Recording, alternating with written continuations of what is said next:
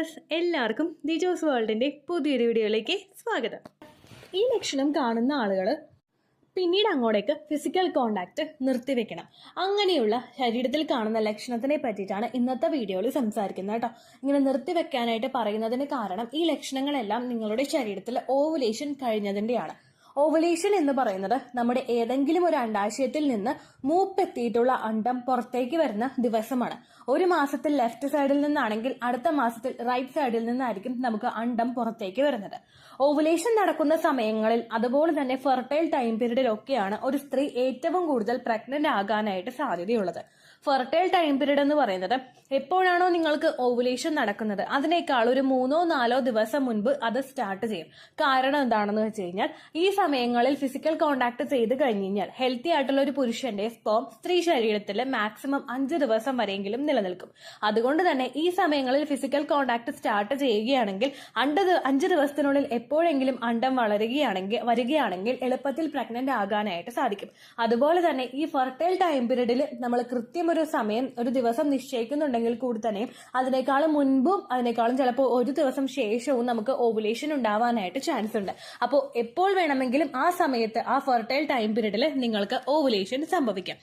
Ovulation നടക്കുന്ന ഒരു സമയത്ത് സ്ത്രീ ശരീരത്തിൽ ഒരുപാട് ലക്ഷണങ്ങൾ കാണാനായിട്ട് നമുക്ക് സാധിക്കും. അതായത് നമ്മളുടെ സെക്സ് ഡ്രൈവിൽ ഉണ്ടാകുന്ന വ്യത്യാസം, നമുക്ക് സെർവിക്കൽ മ്യൂക്കസ് ഉണ്ടാകും, അതുപോലെ നമുക്ക് അബ്ഡോമൻ പെയിൻ ഉണ്ടാകും, ബ്രസ്റ്റിലെ വ്യത്യാസം ഉണ്ടാകും. ഇങ്ങനെ പലതരത്തിലുള്ള ചേഞ്ചസ് നമുക്ക് ഫീൽ ചെയ്യാനായിട്ട് സാധിക്കും. ഓവുലേഷൻ ടൈം പീരീഡിൽ നമ്മൾ ഫിസിക്കൽ കോണ്ടാക്ട് ചെയ്തത് പ്രഗ്നന്റ് ആകാനായിട്ട് സാധ്യത വർദ്ധിപ്പിക്കുന്നു എന്ന പോലെ തന്നെ ഓവുലേഷൻ കഴിഞ്ഞതിന് ശേഷം ഫിസിക്കൽ കോണ്ടാക്ട് അവോയ്ഡ് ചെയ്യുന്നത് ഇംപ്ലാന്റേഷൻ നടക്കാനായിട്ട് ശരീരത്തിന് ഒരു സപ്പോർട്ട് കൊടുക്കാൻ വേണ്ടിയിട്ട് സാധിക്കുന്നു. അങ്ങനെ വരുന്ന സമയങ്ങളിൽ നിങ്ങൾ ഓവുലേഷൻ കഴിഞ്ഞിട്ടുള്ള ടൈം പീരീഡിൽ ഫിസിക്കൽ കോണ്ടാക്ട് നിർത്തുന്നത് നല്ലതാണ്. കൃത്യം സൈക്കിൾ ലെങ്ത് പോകുന്ന ആളുകൾക്ക് എപ്പോഴാണോ ഓവുലേഷൻ ഡേറ്റ് അത് കൃത്യമായിട്ട് ഫൈൻഡ് ഔട്ട് ചെയ്യാനായിട്ട് സാധിക്കും. അതായത് ഇപ്പൊ നമ്മളുടെ എല്ലാ മാസവും നമുക്ക് 28 ദിവസം കൂടുമ്പോഴാണ് പീരീഡ്സ് ഉണ്ടാവുന്നതെങ്കിൽ 14ാമത്തെ ദിവസമായിരിക്കും നമുക്ക് ഓവുലേഷൻ ഉണ്ടാവുന്നത്. 30 ദിവസം കൂടുമ്പോഴാണെങ്കിൽ 16ാമത്തെ ദിവസമായിരിക്കും നമുക്ക് ഓവുലേഷൻ ഉണ്ടാവുന്നത്. ഓൾമോസ്റ്റ് നമ്മൾ ഓവുലേഷൻ ഡേറ്റ് കാൽക്കുലേറ്റ് ചെയ്യുന്നത് നിങ്ങളുടെ സൈക്കിൾ ലെങ്ത് വെച്ചിട്ടാണ്. കൃത്യം സൈക്കിൾ ലെങ്ത്തിൽ നമുക്ക് പീരീഡ്സ് വരുന്നുണ്ടെങ്കിൽ ഒരു 30 ദിവസം കൂടുമ്പോഴാണ് എല്ലാ മാസവും പീരീഡ്സ് വരുന്നതെങ്കിൽ 30 - 14. ഈ 14 എന്ന് പറയുന്ന സംഖ്യ മാറ്റമില്ലാത്ത ഡിഫോൾട്ട് ആയിട്ടുള്ള ഒരു സംഖ്യയാണ്. 30ൽ നിന്ന് 14 കുറയ്ക്കുമ്പോൾ നമുക്ക് കിട്ടുന്നത് 16 ആണ്. അപ്പോൾ നമ്മുടെ പീരീഡ്സ് തുടങ്ങി അതിന്റെ 16ാമത്തെ ദിവസം നമുക്ക് ഓവുലേഷൻ സംഭവിക്കാം. അതുപോലെ തന്നെ 28 ദിവസമാണ് നിങ്ങളുടെ മെൻസ്ട്രൽ സൈക്കിളിന്റെ ലെങ്ത് എങ്കിൽ 28ൽ നിന്ന് നമ്മൾ 14 കുറയ്ക്കുക. 28 എന്നുള്ളതും 14 എന്ന് പറയുന്നത് മാറ്റമില്ലാത്തൊരു സംഖ്യയാണെന്ന് പറഞ്ഞല്ലോ. അതുകൊണ്ട് സെയിം ആ 14 തന്നെ നിങ്ങൾ കുറയ്ക്കുക. അങ്ങനെ കുറയ്ക്കുമ്പോഴേക്കും നിങ്ങൾക്ക് 14 ആയിരിക്കും ആൻസർ കിട്ടുന്നത്. അപ്പോൾ പീരീഡ്സിന്റെ 14ാമത്തെ ദിവസമായിരിക്കും നിങ്ങൾക്ക് ഓവുലേഷൻ സംഭവിക്കുന്നത്. എന്നാൽ ഇറഗുലർ മെൻസ്ട്രൽ സൈക്കിൾ ഉള്ളവർക്ക്, അതായത് 21 ദിവസത്തിനേക്കാളും കുറവും 35 ദിവസത്തിനേക്കാളും കൂടുതലുമായിട്ട് മെൻസ്ട്രേഷൻ ഉണ്ടാവുന്നവർക്കും കൃത്യമായി സൈക്കിൾ ലെങ്ത് കണ്ടുപിടിക്കാനായിട്ട് പറ്റാത്തവർക്കും, അതായത് ഒരു മാസം 30 ആണെങ്കിൽ അടുത്ത മാസം 38, പിന്നെ 32 ഇങ്ങനെയൊക്കെ പോകുന്നവർക്ക് ഓവുലേഷൻ ഡേറ്റ് കണ്ടുപിടിക്കാനായിട്ട് സാധിക്കില്ല. അവരൊക്കെ ഒരു ഊഹം വെച്ചിട്ടാണ് ഫിസിക്കൽ കോണ്ടാക്ട് ചെയ്യുന്നത്. അങ്ങനെയുള്ള ആളുകൾ ഈ ലക്ഷണം കണ്ടു കഴിഞ്ഞാൽ കോണ്ടാക്ട് ചെയ്യാനായിട്ട് പാടില്ല. അതിൽ ഏറ്റവും ആദ്യത്തെ ലക്ഷണം എന്ന് പറയുന്നത് നമ്മുടെ സെർവിക്കൽ മ്യൂക്കസിൽ ഉണ്ടാകുന്ന വ്യത്യാസമാണ്. സെർവിക്കൽ മ്യൂക്കസ് എന്ന് പറയുന്നത് ഓവുലേഷൻ നടക്കുന്ന സമയത്ത് നമ്മളിൽ നിന്ന് ഉണ്ടാകുന്ന പച്ചമുട്ടയുടെ വെള്ള പോലെയുള്ള ഒരു ഡിസ്ചാർജ് ആണ്. ആ സെമന് ശരീരത്തിനകത്തേക്ക് പ്രവേശിക്കാൻ വേണ്ടിയിട്ടുള്ള നല്ലൊരു എൻവയോൺമെന്റ് ഉണ്ടാക്കി കൊടുക്കുന്നതിനും അതിനൊരു എനർജി കൊടുക്കുന്നതിനുമായിട്ട് ഓവുലേഷൻ നടക്കുന്ന സമയത്ത് നമ്മളിൽ ഉണ്ടാകുന്ന ഡിസ്ചാർജ് പച്ചമുട്ടയുടെ വെള്ള പോലെയോ അതല്ലെങ്കിൽ നമ്മളിപ്പോൾ വെണ്ടക്ക കട്ട് ചെയ്യുന്ന സമയത്ത് ഒരു വഴുവഴുപ്പ് കാണില്ലേ, ഈ വഴുവഴുപ്പോട് കൂടിയതുമായിട്ടുള്ള ഡിസ്ചാർജ് ആയിരിക്കും നിങ്ങൾക്ക് ഉണ്ടാവുന്നത്. ഈ ഡിസ്ചാർജ് കാണുന്ന സമയമാണ് നമ്മുടെ ഓവുലേഷൻ സമയം. എന്നാൽ ഓവുലേഷൻ കഴിഞ്ഞതിന് ശേഷം ഈ ഡിസ്ചാർജ് കുറച്ച് തിക്കാവാനായിട്ട് തുടങ്ങും, കട്ടിയുള്ളതാവാനായിട്ട് തുടങ്ങും. എഗ് വൈറ്റ് ടെക്സ്ചർ എന്ന് പറയുമ്പോഴേക്കും നിങ്ങൾക്ക് നല്ലതുപോലെ വലിച്ചു നീട്ടാൻ പറ്റുന്ന നന്നായിട്ട് വഴുവഴുപ്പുള്ള ഡിസ്ചാർജ് ആണ്.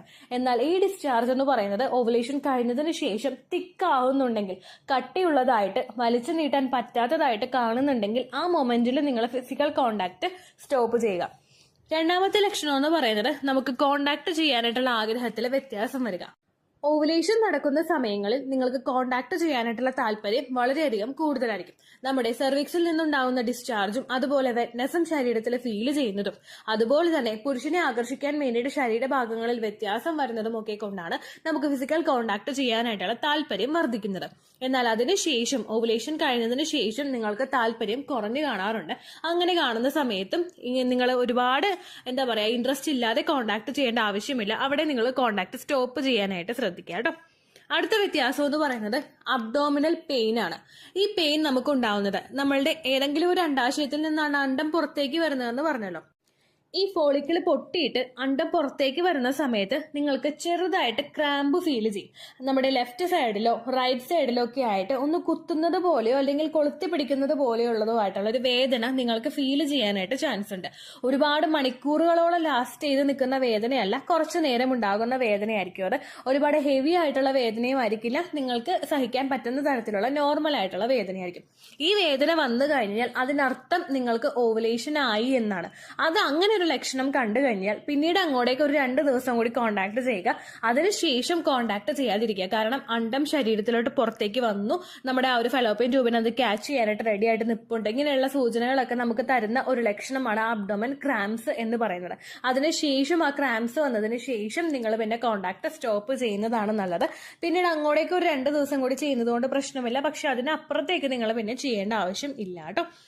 അടുത്തതാണ് ഓവുലേഷൻ ടെസ്റ്റ് കിറ്റ്. ഒരുപാട് പേര് യൂസ് ചെയ്യുന്ന ഒന്നാണ്. ഓവുലേഷൻ ഡേറ്റ് എളുപ്പത്തിൽ കാൽക്കുലേറ്റ് ചെയ്യാനായിട്ട് നമ്മളെ സഹായിക്കുന്ന ഒന്നാണ് ഓവുലേഷൻ ടെസ്റ്റ് കിറ്റ് എന്ന് പറയുന്നത്. നമ്മൾ പ്രഗ്നൻസി ടെസ്റ്റ് കിറ്റ് ഉപയോഗിച്ച് ടെസ്റ്റ് ചെയ്യുന്നത് പോലെ തന്നെയാണ് യൂറിൻ സാമ്പിൾ കളക്ട് ചെയ്തിട്ടാണ് ഓവുലേഷൻ ടെസ്റ്റ് കിറ്റിൽ നമ്മൾ ടെസ്റ്റ് ചെയ്യുന്നത്. ഇത് ടെസ്റ്റ് ചെയ്യുന്ന സമയത്ത് നമുക്ക് ഒന്നുകിൽ പോസിറ്റീവ് കിട്ടും, അല്ലെങ്കിൽ ഫെയിന്റ് ലൈൻ കിട്ടും, അല്ലെങ്കിൽ നെഗറ്റീവ് കിട്ടും. നമ്മൾ ഓവുലേഷൻ ഡേറ്റിനോട് അടുപ്പിച്ചുകൊണ്ടിരിക്കുന്ന സമയങ്ങളിൽ നമുക്ക് കിട്ടുന്നത് ഫെയിന്റ് ലൈൻ ആയിരിക്കും.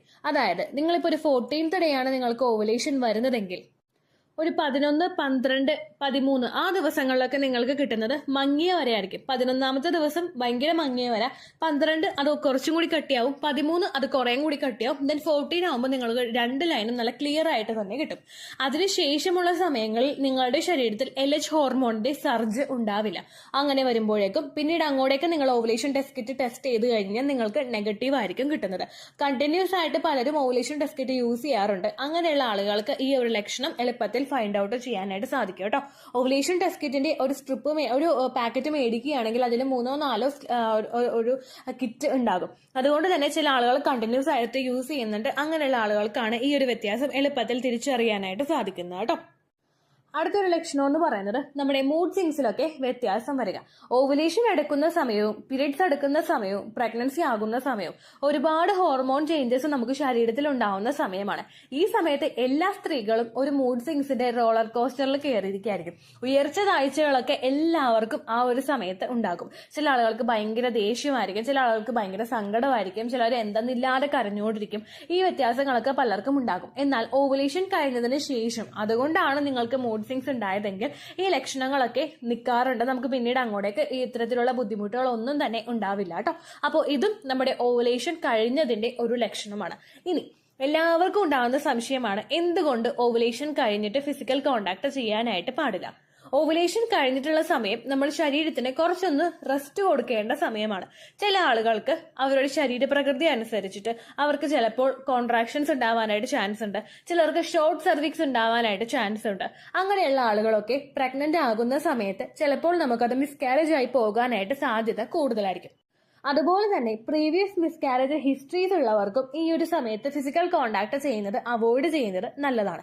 എന്നാൽ നിങ്ങൾക്ക് ചെയ്യാനായിട്ട് താല്പര്യമുണ്ടെങ്കിൽ ഒരുപാട് പ്രഷർ കൊടുക്കാതെ, ഹസ്ബൻഡാണ് നിങ്ങളെ ആ ഒരു കാര്യത്തിന് വേണ്ടി നിർബന്ധിക്കുന്നതെങ്കിൽ നിങ്ങൾ പൂർണ്ണമായിട്ടും വില്ലിംഗ് ആയതിനു ശേഷം മാത്രം ആ ഒരു കോണ്ടാക്ട് നിങ്ങൾ സ്റ്റാർട്ട് ചെയ്യുക. കാരണം ഒരുപാട് പേർക്ക് ആ ഒരു പ്രവർത്തനം ഹെവി ആയിട്ട് പോയി കഴിഞ്ഞാൽ ലൂബ്രിക്കേഷൻ ഒന്നും ഇല്ലാതെ, വജൈനൽ വെറ്റ്നസ് ഒന്നും ഇല്ലാതെ ആ ഒരു പ്രോസസ്സ് സ്റ്റാർട്ട് ചെയ്ത് കഴിഞ്ഞാൽ ചില ആളുകൾക്ക് കോൺട്രാക്ഷൻസ് ഉണ്ടാവാനായിട്ട് ചാൻസ് ഉണ്ട്. ഫോർ എക്സാമ്പിൾ, ഇപ്പൊ ചില സ്ത്രീകൾക്ക് ഓവുലേഷൻ കഴിഞ്ഞിട്ട് പീരിയഡ്സ് എടുക്കുന്നതിന് 2-3 ദിവസം മുൻപൊക്കെ കോണ്ടാക്ട് ചെയ്ത് കഴിഞ്ഞിട്ട് പിറ്റേ ദിവസം പീരിയഡ്സ് വരുന്നവരുണ്ട്. ചിലപ്പോൾ എക്സ്പെക്ടഡ് ഡേറ്റ് അതായിരിക്കില്ല, പക്ഷേ പീരിയഡ്സ് വരുന്നവരുണ്ട്. അങ്ങനെയൊക്കെയുള്ള സാഹചര്യം നിങ്ങൾക്കുണ്ടെങ്കിൽ അവോയ്ഡ് ചെയ്യുന്നത് നല്ലതാണ്. പിന്നെ മറ്റൊരു റീസണും കൂടിയുണ്ട്. കോണ്ടാക്ട് ചെയ്യുന്ന സമയത്ത് നമുക്ക് ഫിസിക്കലി ഒരു വല്ലാത്തൊരു പ്ലഷർ കിട്ടുന്നുണ്ട്. ആ ഒരു പ്ലഷർ ഫീൽ ചെയ്യണമെന്ന് നിങ്ങൾക്ക് താല്പര്യമുണ്ടെങ്കിൽ ആ സമയത്ത് ഉണ്ടെങ്കിൽ നിങ്ങൾക്ക് ചെയ്യുന്നത് കൊണ്ട് പ്രശ്നമില്ല. പക്ഷെ ഒരുപാട് ഹെവി ആയിട്ടുള്ള രീതിക്കോ സ്ത്രീകളുടെ വില്ലിങ് ഇല്ലാത്ത രീതിക്കോ കോണ്ടാക്ട് ചെയ്യാതിരിക്കാൻ പ്രത്യേകം ശ്രദ്ധിക്കുക. ചില ഡോക്ടേഴ്സ് നമ്മളോട് പറയാറുണ്ട് ആ പ്രഗ്നൻസി ആകുന്നതിന്റെ ആദ്യത്തെ ട്രൈമസ്റ്റർ കോണ്ടാക്ട് അവോയ്ഡ് ചെയ്യാനായിട്ട് പറയുന്നവരുണ്ട്. അങ്ങനെ പറയുന്നതിന് കാരണം നമുക്ക് ഇംപ്ലാന്റേഷൻ ഒക്കെ പ്രോപ്പറായിട്ട് നടക്കുന്നതിനും അതുപോലെ മറ്റുള്ള ഇൻഫെക്ഷൻസ് ഒന്നും ഇല്ലാതിരിക്കാനും ഒക്കെ വേണ്ടിയിട്ടാണ് അങ്ങനെ പറയുന്നത്. ആ ഒരു രീതിക്ക് നിങ്ങളിത് എടുക്കുക കേട്ടോ. കാരണം ഓവുലേഷൻ കഴിഞ്ഞിട്ടുള്ള ആ ഒരു 6 days മുതൽ നമുക്ക് ഇംപ്ലാന്റേഷൻ സ്റ്റാർട്ട് ചെയ്ത് തുടങ്ങുകയാണ്. നമ്മുടെ പ്രഗ്നൻസിയുടെ തുടക്കം അവിടെ തുടങ്ങുകയാണ്. അങ്ങോട്ടേക്കാണോ ഇങ്ങോട്ടേക്കാണോ എന്ന് നമുക്ക് പ്രോപ്പറായിട്ട് പറയാൻ പറ്റാത്ത ടൈം പീരീഡ് ആണ് ആ ഒരു ഇംപ്ലാന്റേഷൻ നടക്കുന്ന സമയവും നിങ്ങളുടെ ഫസ്റ്റത്തെ ട്രൈമസ്റ്ററും. ആ സമയങ്ങളിൽ നിങ്ങളെ കൊണ്ട് പറ്റുന്ന കെയർ നിങ്ങൾ കൊടുക്കാനായിട്ട് ശ്രദ്ധിക്കുക. അതുപോലെ തന്നെ പ്രഗ്നൻസി നോക്കുന്ന സമയത്ത് ഓറൽ ആയിട്ടുള്ള മെത്തേഡ് സ്ത്രീകൾക്ക് ചെയ്ത് കൊടുക്കുന്ന മെത്തേഡോ അല്ലെങ്കിൽ ഫിംഗറിംഗ് മെത്തേഡോ കംപ്ലീറ്റ് ആയിട്ട് അവോയ്ഡ് ചെയ്യുക. നോർമലി കോണ്ടാക്ട് ചെയ്താലും പ്രശ്നമില്ല, പക്ഷേ ഫിംഗറിംഗ് ഒന്നും ചെയ്യാതിരിക്കുക. ഇൻഫെക്ഷൻസ് ഉണ്ടാവാനായിട്ട് ചാൻസ് ഉണ്ട് കേട്ടോ. ഇത്രയേ ഉള്ളൂ വീഡിയോ. യൂസ്ഫുൾ ആയി കാണുമെന്ന് വിശ്വസിക്കുന്നു. യൂസ്ഫുൾ ആവുന്നുണ്ടെങ്കിൽ ലൈക്ക് ചെയ്യുക, ഫ്രണ്ട്സിനൊക്കെ ഷെയർ ചെയ്ത് കൊടുക്കുക കേട്ടോ. എന്തെങ്കിലും സംശയം ഉണ്ടെങ്കിൽ നിങ്ങൾ കമന്റ്സിൽ ചോദിക്കുക. പണ്ടത്തെ വീഡിയോയ്ക്ക് കമന്റ്സ് ഇടുന്നവർക്ക് റിപ്ലൈ ലഭിക്കുന്നില്ലെങ്കിൽ ലേറ്റസ്റ്റ് ആയിട്ട് ഞാൻ ഏത് വീഡിയോ ആണ് അപ്ലോഡ് ചെയ്യുന്നത് അതിന് താഴെ കമന്റ് ഒന്ന് കോപ്പി പേസ്റ്റ് ചെയ്യാനായിട്ട് ശ്രദ്ധിക്കുക കേട്ടോ. അതുപോലെ ഓവുലേഷൻ ഡേറ്റ് കാൽക്കുലേറ്റ് ചെയ്ത് തരാനായിട്ട് റിക്വസ്റ്റ് ചെയ്യുന്ന ആളുകൾ എത്രയാണോ സൈക്കിൾ ലെങ്ത് അത് മെൻഷൻ ചെയ്യാനായിട്ട് ശ്രദ്ധിക്കുക. സൈക്കിൾ ലെങ്ത് എന്നതുകൊണ്ട് ഉദ്ദേശിച്ചത് ഓരോ മാസവും എത്ര ദിവസം കൂടുമ്പോഴാണോ ബ്ലീഡിങ് വരുന്നത് അതാണ് സൈക്കിൾ ലെങ്ത്.